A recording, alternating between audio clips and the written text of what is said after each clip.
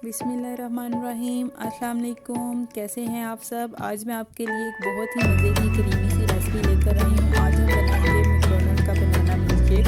इसे बनाने के लिए सिंपली मैंने बनाना के छोटे छोटे पीस काट के उन्हें 3 से 4 घंटे के लिए एक एयरटाइट शॉपर में बांध के फ्रीज़र में रख दिया था और ये मैंने 4 घंटे के बाद निकाला है।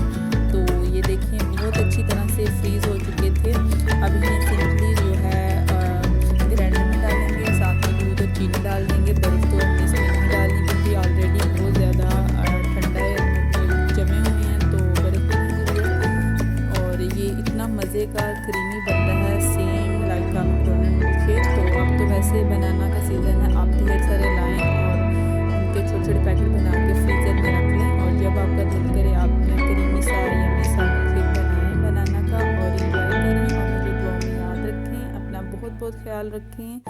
इंशाअल्लाह ताला फिर मिलेंगे, तब तक के लिए अल्लाह हाफिज़।